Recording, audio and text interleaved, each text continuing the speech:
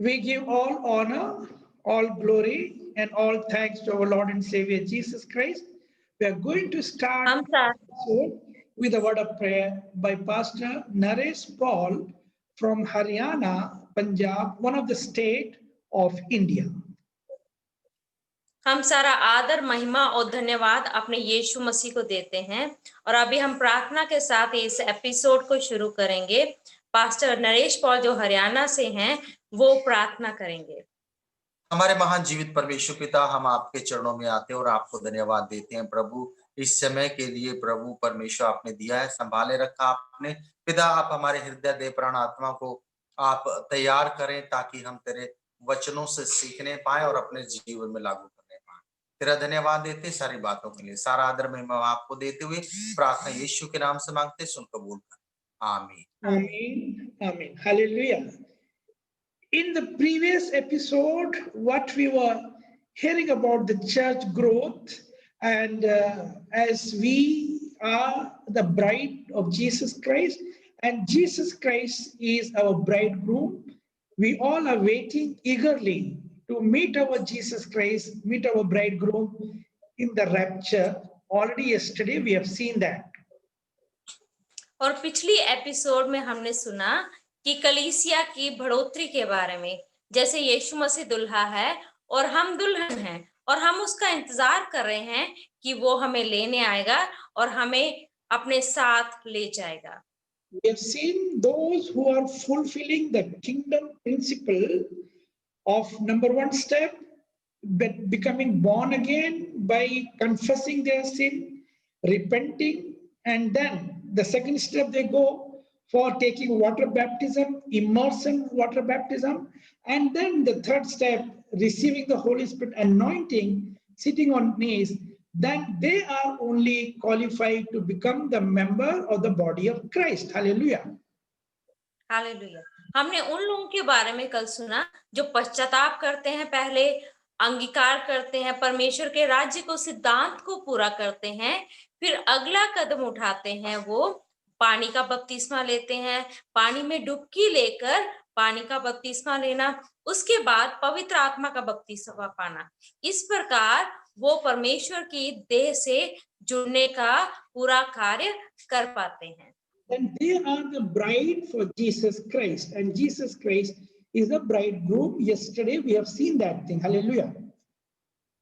Hallelujah. और हम परमेश्वर की दुल्हन हैं और यीशु मसीह हमारा दुल्हन है, कल यही हमने देखा। Yesterday we have read from the book of Romans, 7th chapter, 4th verse, that through the baptism we are married to Jesus Christ. We are becoming, as a bride, we are married to Jesus Christ. It was written in English Bible. Of course, in Hindi there was something missing was there, but it was written in English very carefully, very clearly. Glory to God. Hallelujah. और हमने Romeo 7 अध्याय 4 आयत में देखा कि हमारा विवाह यीशु मसीह के साथ हो गया है और हम उसकी दुल्हन बन गए हैं। कल हमने ये देखा था और वहां बहुत इंग्लिश में साफ साफ लिखा हुआ था, हिंदी में थोड़ा अलग लिखा हुआ था, लेकिन हिंदी में बहुत साफ लिखा है कि हमारा विवाह यीशु मसीह के साथ हुआ है। Glory to God. Hallelujah. Let us now read the book of Mark, 2nd chapter, from 19th verse to the 20th verse. There you can see that some Pharisees, and those days, the Sadducees and the Pharisees, they were always behind Jesus and his disciple. They were trying to find fault with the disciple of Jesus Christ and Jesus Christ.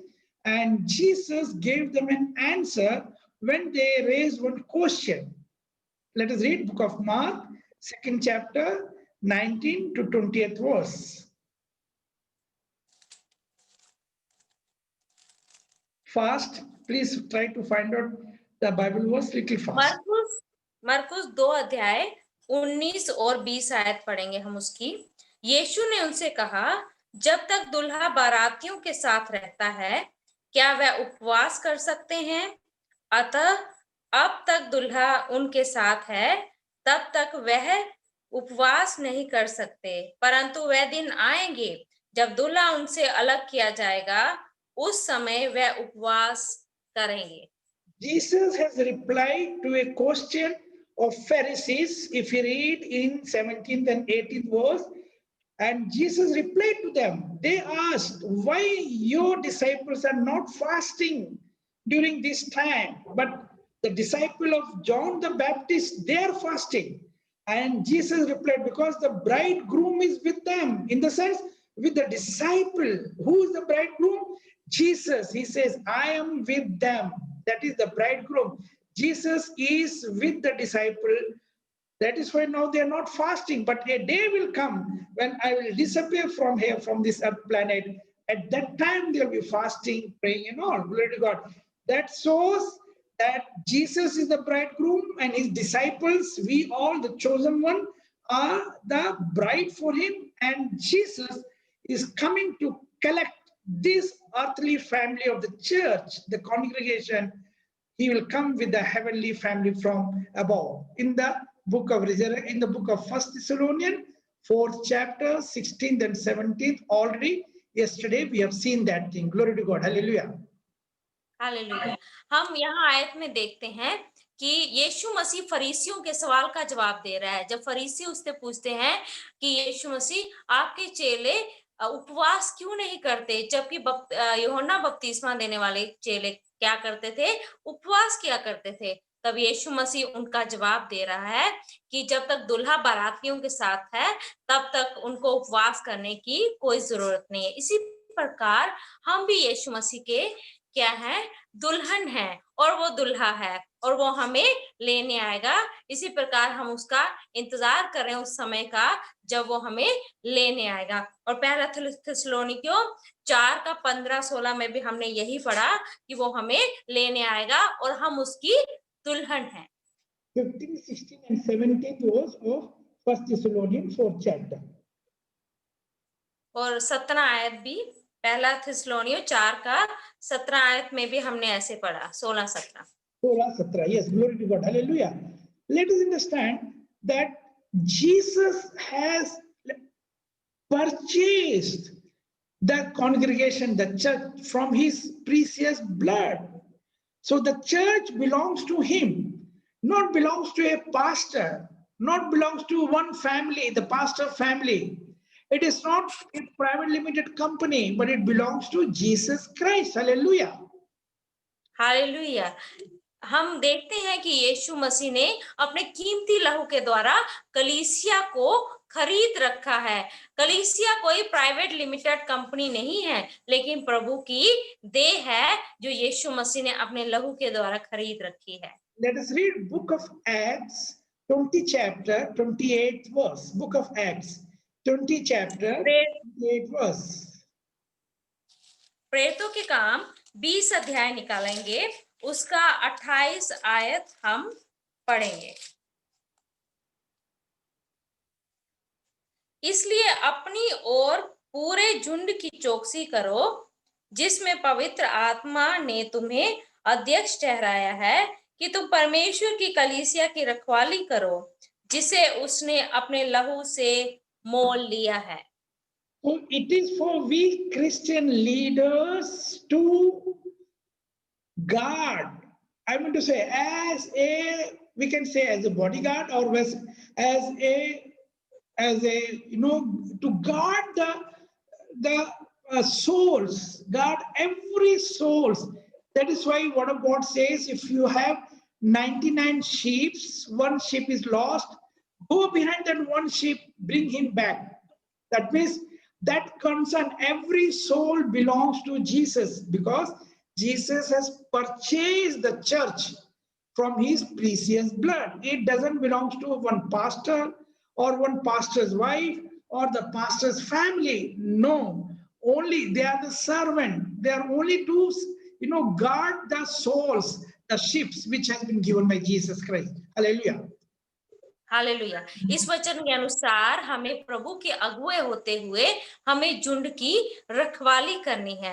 यीशु मसीह ने वचन में क्या कहा हुआ है, अगर तुम्हारे पास 100 भेड़ें हैं, एक हो जाए तो क्या करना है, उस भेड़ के पीछे जाना है ताकि आप उसको ढूंढ के ले आओ। और कलीसिया किसी एक पास्टर की नहीं है, पत्नी की नहीं है, उस परिवार की नहीं है, बल्कि क्या है, यीशु मसीह की है। वो यीशु मसीह की देह है और उसकी रखवाली हमें करनी है।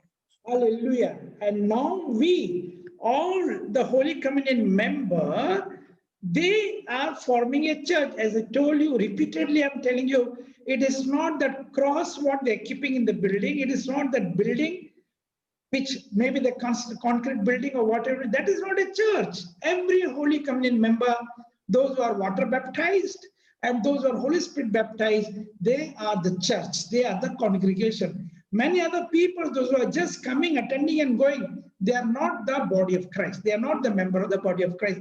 They may be coming and going, that's all. Hallelujah. मैं फिर से एक और बात दोहरा रहा हूँ कि जो मसीह के पवित्र लोग हैं, जिन्होंने पानी का बपतिस्मा लिया है, जिन्होंने पवित्र आत्मा का बपतिस्मा पाया है, वो परमेश्वर की कलीसिया के जन हैं, परमेश्वर की कलीसिया के देह के हिस्सा हैं।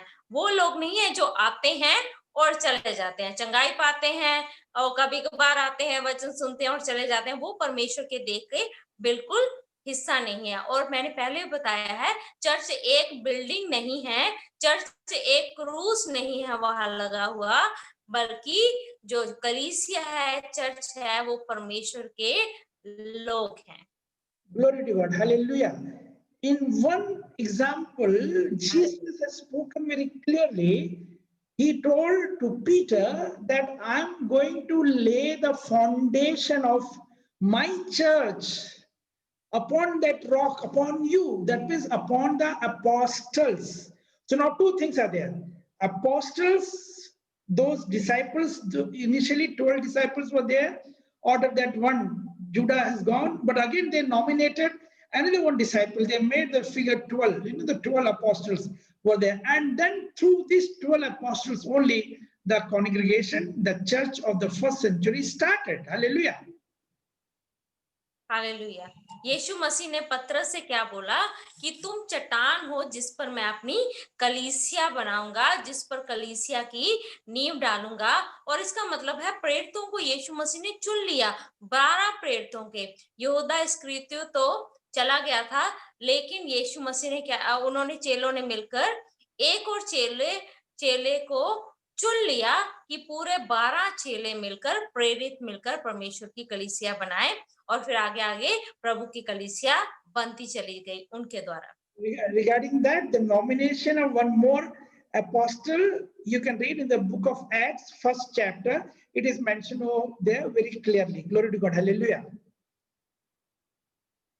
प्रेरितों के काम में हम देखते हैं पहले अध्याय में कि किस प्रकार उन्होंने एक और चेले का, 12वें चेले का चुनाव किया, प्रेरित का। Read book of Matthew, 16th chapter, 18th, 17 and 18th verse. You can understand this.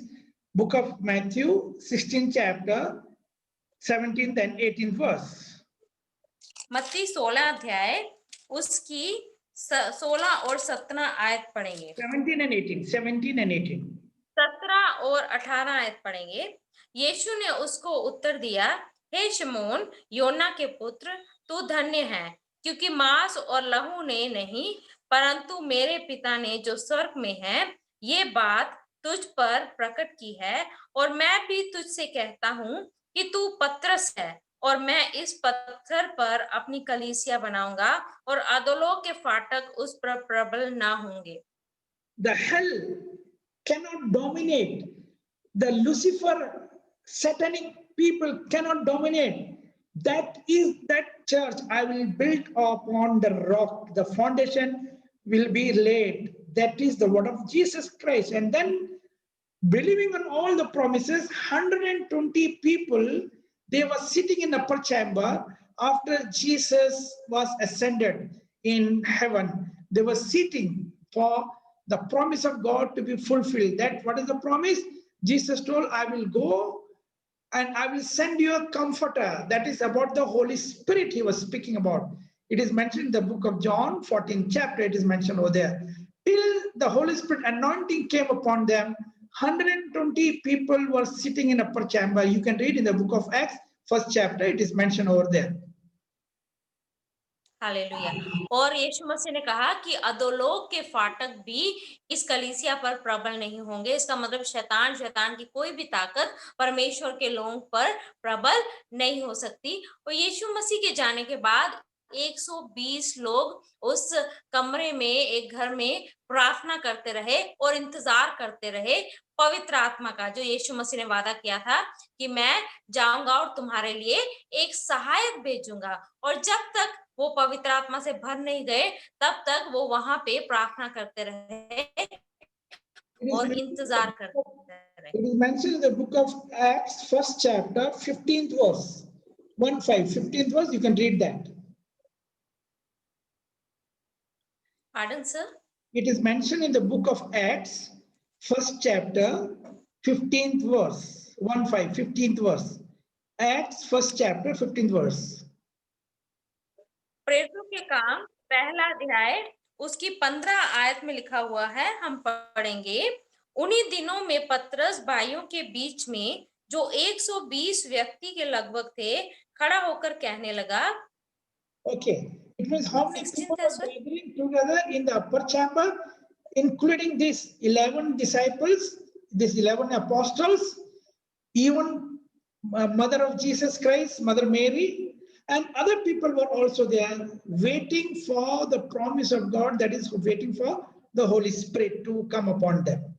They did not start the church soon after Jesus was ascended. No, they were waiting for the promise of God to be fulfilled, which is mentioned in the book of John, 14th chapter. और यहाँ पे हम देखते हैं वो ऊपर के कमरे में सिर्फ 11 चेले नहीं थे, बल्कि यीशु मसीह की मां मरियम और भी लोग, टोटल 120 लोग मिलकर इंतजार कर रहे थे, प्रार्थना कर रहे थे पवित्र आत्मा सहायक के लिए। उन्होंने यीशु मसीह के जाते ही कलीसिया का निर्माण नहीं कर लिया, शुरुआत नहीं कर ली, बल्कि वायदे के अनुसार, यीशु मसीह के वायदे के अनुसार उन्होंने पूरा इंतजार किया पवित्र आत्मा का। On the day of Pentecost, we read in the book of Acts, 2nd chapter, on the day of Pentecost only the Holy Spirit anointing was given unto them. और हम दूसरे अध्याय में प्रेरितों के काम में देखते हैं कि पेंतेकोस के दिन पवित्र आत्मा उन पर उतर आया। As Jesus promised in the book of John, 14th chapter, we read in the book of John, 14th chapter, read number 16, 14th chapter, 16th verse. यूहन्ना 14 का 16 हम पढ़ेंगे। मैं पिता से विनती करूंगा कि वह तुम्हें एक और सहायक देगा, कि वह सर्वदा तुम्हारे साथ रहे। Read the 17th verse also. अर्थात सत्य का आत्मा, जिसे संसार ग्रहण नहीं कर सकता, क्योंकि वह ना उसे देखता है और ना उसे जानता है। तुम उसे जानते हो, क्योंकि वह तुम्हारे साथ रहता है और वह तुम में होगा। Jesus told his disciple, I'm not going to leave you like orphan. I'm going to give you another comforter who will be with you forever and ever. And that is the Spirit of the truth. He was talking about the Holy Spirit. Hallelujah. Hallelujah. Yeshu Masih ने चेलों से कहा कि मैं तुम्हें अनाथ नहीं छोड़ूंगा, मैं तुम्हें एक सहायक भेजूंगा, वो है पवित्र आत्मा, जो हमेशा हमेशा तुम्हारे साथ रहेगा। Read in the same chapter, book of John, 14th chapter, 26th verse. और यूहन्ना की पुस्तक 14 का 26 हम पढ़ेंगे। Read. परंतु सहायक अर्थात पवित्र आत्मा, जिसे पिता मेरे नाम से भेजेगा, वह तुम्हें सब बातें सिखाएगा और जो कुछ मैंने तुमसे कहा है वह सब तुम्हें स्मरण कराएगा। Also book of John, 15th chapter, 26th verse. Book of John, 15th chapter, 26th verse. यूहन्ना का 15 अध्याय का 26 आयत हम पढ़ेंगे। परंतु जब वह सहायक आएगा, जिसे मैं तुम्हारे पास पिता की ओर से भेजूंगा, अर्थात सत्य का आत्मा, जो पिता की ओर से निकलता है, तो वह मेरी गवाही देगा। Also read in the book of John, 16th chapter, 7th verse. 16 अध्याय की 7 आयत हम लोग पढ़ेंगे। तो भी मैं तुमसे सच कहता हूं कि मेरा जाना तुम्हारे लिए अच्छा है, क्योंकि यदि मैं ना जाऊं तो वह सहायक तुम्हारे पास ना आएगा, परंतु यदि मैं जाऊंगा तो उसे तुम्हारे पास भेजूंगा। And also 13th verse. 13th, पारण sir, same book of 13। John, 16th chapter, 13th verse. परंतु जब वह अर्थात सत्य का आत्मा आएगा तो तुम्हें सब सत्य का मार्ग बताएगा, क्योंकि वह अपनी ओर से ना कहेगा, परंतु जो कुछ सुनेगा वही कहेगा और आने वाली बातें तुम्हें बताएगा। Glory to God. Try to understand that these 120 people from different language group of people, everybody were not Jews among them. Greek speaking people were there among them, because all disciple of Jesus Christ, all of them were not Jews. Luca was not Jew, he was Gentile. All different language speaking people from different we can say geographical area, but they all gathered together with one accordness, waiting for the Holy Spirit anointing to come upon them, for which the promise was given by Jesus Christ. Hallelujah. And they did not start the church without the anointing of the Holy Spirit. But nowadays, people just start a church without the anointing of the Holy Spirit. Many churches are there, so-called, we cannot call them as a church, so-called congregation or so-called such kind of social clubs are there. They call themselves as a church, but there is no Holy Spirit working in there. Let us understand the meaning of a church. Glory to God. और हम देखते हैं यहाँ पे ये 120 लोग जो अलग अलग भाषा बोलने वाले थे, अलग अलग स्थानों से वहां इकट्ठे हुए थे, ये एक मन होके परमेश्वर से प्रार्थना करने के लिए लगे और उन्होंने इंतजार किया जब तक परमेश्वर का अभिषेक पवित्र आत्मा उन पर नहीं उतरा, तब तक उन्होंने कलीसिया की शुरुआत नहीं की। लेकिन आजकल हम ऐसी कलीसियाएं पाते हैं जहां पवित्र आत्मा का अभिषेक नहीं है, बस ऐसे ही चर्च शुरू कर देते हैं लोग, ऐसे कलीसिया शुरू कर देते हैं, अलग अलग क्लब, लेकिन वो कलीसियाएं नहीं है, वो नाम की कलीसियाएं हैं, लेकिन सच में वो कलीसियाएं नहीं है, क्योंकि पवित्र आत्मा का अभिषेक वहां पे नहीं है। The church started from the day of Pentecost. Read book of Acts, 2nd chapter, 1, 2, 3. प्रेरितों के काम 2रा अध्याय 1ली, 2री और 3री आयत पढ़ेंगे। जब पिन्तेकोस्त का दिन आया तो वह सब एक जगह इकट्ठे थे। एकाएक आकाश से बड़ी आंधी की सी सनसनाहट का शब्द हुआ और उससे सारा घर जहां वह बैठे थे गूंज गया और उन्हें आग की सी जीभें फटती हुई दिखाई दी और उनमें से हर एक का पर आ ठहरी। Glory to God. If you can read further, you'll understand. The Holy Spirit anointing came upon them on the day of Pentecost. 120 people were gathering with one accordness, waiting for the anointing of the Holy Spirit. They did not start the church without the anointing of the Holy Spirit. Only on the day of Pentecost, the church of the first century, that is the New Testament church, started with the anointing of the Holy Spirit and also the gifts of the Holy Spirit. The gifts of the Holy Spirit were operating there. People could hear, all people, it was a marketplace, that time where they were gathering. It was a marketplace. People from different language group were like a bazaar. They were, there, and they could understand these people are speaking in that tongue, unknown tongue, and everybody could understand their language. They are speaking their language. Glory to God. Hallelujah. Hallelujah.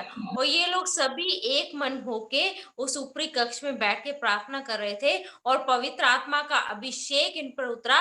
और सिर्फ पवित्र आत्मा इन पर नहीं उतरा, आगे हम पढ़ेंगे, हम देखेंगे कि पवित्र आत्मा के जो भी वरदान हैं वो उनमें कार्यशील हो गए, उनमें कार्य करने लगे और लोग सुनने लगे। हम देखते हैं वो एक मार्केट प्लेस था, मार्केट वाली जगह थी जहां पे लोग इकट्ठे थे पिन्तेकोस्त वाले दिन, और उन्होंने सुना कि कैसे लोग अलग अलग भाषाओं में बोल रहे हैं, अलग अलग वरदानों में कार्य कर रहे हैं। Hallelujah. Try to understand that the church means the anointing of the Holy Spirit should be there.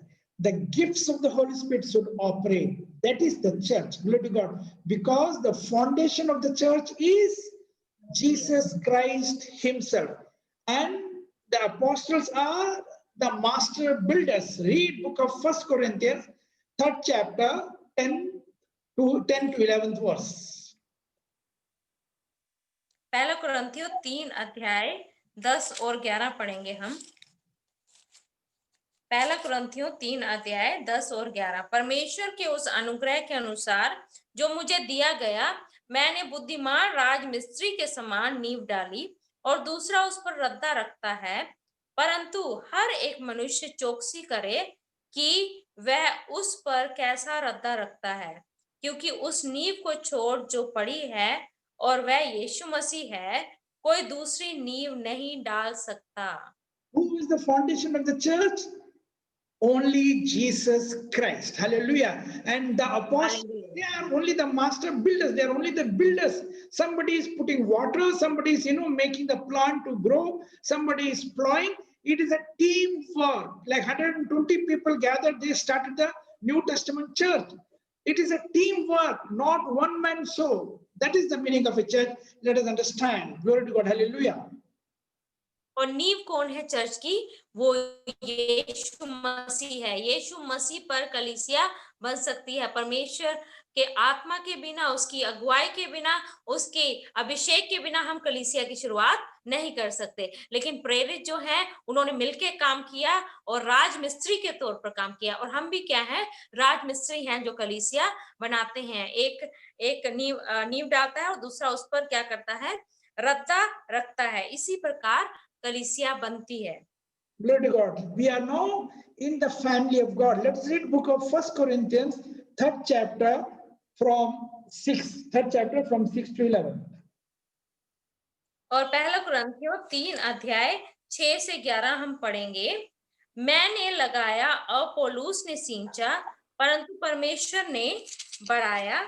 इसलिए ना तो लगाने वाला कुछ है और ना सींचने वाला, परंतु परमेश्वर ही सब कुछ है जो बढ़ाने वाला है। लगाने वाला और सींचने वाला दोनों एक हैं, परंतु हर एक व्यक्ति अपने ही परिश्रम के अनुसार अपनी ही मजदूरी पाएगा, क्योंकि हम परमेश्वर के सहकर्मी हैं। तुम परमेश्वर की खेती और परमेश्वर की रचना हो। परमेश्वर के उस अनुग्रह के अनुसार जो मुझे दिया गया, मैंने बुद्धिमान राजमिस्त्री के समान नींव डाली और दूसरा उस पर रद्दा रखता है, परंतु हर एक मनुष्य चौकस रहे कि वह उस पर कैसा रद्दा रखता है, क्योंकि उस नींव को छोड़ जो पड़ी है और वह यीशु मसीह है, कोई दूसरी नींव नहीं डाल सकता। Hallelujah. So please Hallelujah. understand the meaning of a church. It is not like, some social club. The church is the body of Christ. And just earlier we have read that Jesus has purchased the church from his blood. He has purchased the church from his blood. That is very, very important. Glory to God. Hallelujah. We, the servants of God, we, the workers, are only working in some way. That's all. Somebody is putting the seed, somebody is plowing. Like yesterday we have seen the joining in the yoke of Jesus, plowing the ground, somebody is putting water, and that's all. It is only making that church to grow towards the maturity level. That is the only work we are doing it. But then the foundation is Jesus Christ, and he is the bridegroom and we are the bride. Hallelujah. Glory to God. Hallelujah. Hallelujah. और कलीसिया का असली मतलब समझना यहाँ पे बहुत जरूरी है। कलीसिया कोई सामाजिक संस्था नहीं है जो स्थापित की जाती है, बल्कि वो परमेश्वर के लोग हैं, परमेश्वर के देह हैं, जो यीशु मसीह के लहू के द्वारा मोल लिए गए हैं। इसलिए हमें उस कलीसिया की तरह काम करना है, कि उस राजमिस्त्री की तरह काम करना है जो कलीसिया बनाते हैं। एक नींव डालता है और दूसरा उस पर रद्दा डालता है, और तभी परमेश्वर की कलीसिया बनती है, असली कलीसिया। और हम परमेश्वर की क्या है? देह हैं, और हम परमेश्वर की दुल्हन है, जो यीशु मसीह है, हमारा दुल्हा है। Glory to God. Now we'll conclude this episode with a word of prayer. We'll continue about the church growth in the coming episode. The next episode we'll continue about that thing. Let us conclude with a word of prayer. Sister can pray and we'll conclude with this. और छोटी सी प्रार्थना करेंगे और हम इस episode का अभी अंत करेंगे। पिता परमेश्वर, हम आपका धन्यवाद करते हैं आपके वचन के लिए। परमेश्वर, सच में हम आपकी देह हैं प्रभु जी, हालेलुया, जो आपके लहू से खरीदी गई है प्रभु जी। हमारी मदद करें आपने बढ़ने के लिए प्रभु जी, हालेलुया यीशु। और सच में हम में से काफी सारे मिस्त्री हैं, राज मिस्त्री हैं प्रभु, और यीशु आप नींव हैं प्रभु जी, हालेलुया। हम परिश्रम करें और अच्छे नींव डालें, अच्छा रद्दा डालें, ताकि आपकी देह बन जाए और आत्मिक बढ़ोतरी कर जाए। प्रार्थना को यीशु मसीह के नाम से मांगते हैं, आमीन। Amen. Amen. Hallelujah. Glory to God. We give परमेश्वर को महिमा, all glory and all thanks to our Lord and Savior Jesus Christ. हम सारा आदर, महिमा और धन्यवाद हमारे यीशु मसीह को देते हैं।